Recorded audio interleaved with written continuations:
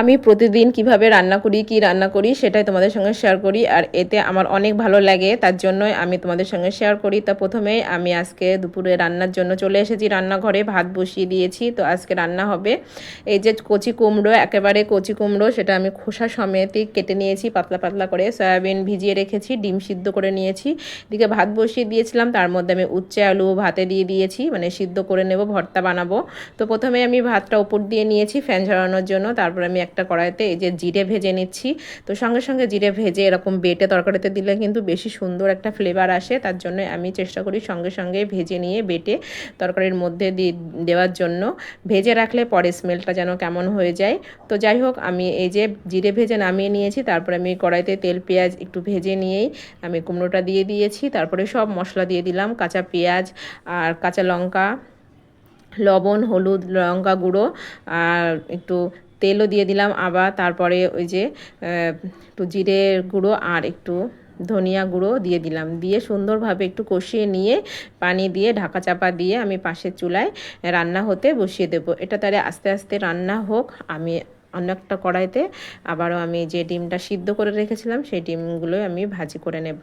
তো এই যে আমি ঢাকা চাপা দিয়ে পাশের চুলায় বসিয়ে দিয়েছি রান্না হতে, আর এদিকে আমি ডিমগুলো সুন্দরভাবে ভাজি করে নিচ্ছি। তো 4টে ডিম সিদ্ধ করেছিলাম, একটা ডিম ছাড়াতে ছাড়াতে আমার মেয়েটা খেয়ে নিয়েছে। তো ডিম সিদ্ধ দেখলেই ও খেতে পছন্দ করে, তা ওকে দিয়ে দিয়েছিলাম। তারপরে এই যে আর 2টো ডিম আমি ভেজে নিয়েছি, পোচ করে নিয়েছি, এইভাবে রান্না করব। তো ছেলেটা আমার সিদ্ধ ডিম রান্না একেবারে খেতে চায় না, এভাবে ভেজে রান্না করলে ওটা খায়।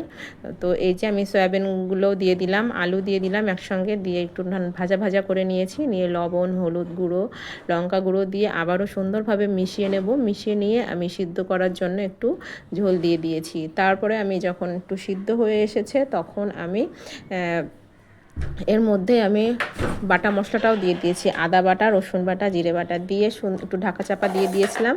দেওয়ার পরে সুন্দরভাবে কষিয়ে নিয়েছি। তরকারি যত সুন্দরভাবে কষানো হবে ততই কিন্তু বেশি মজা হবে।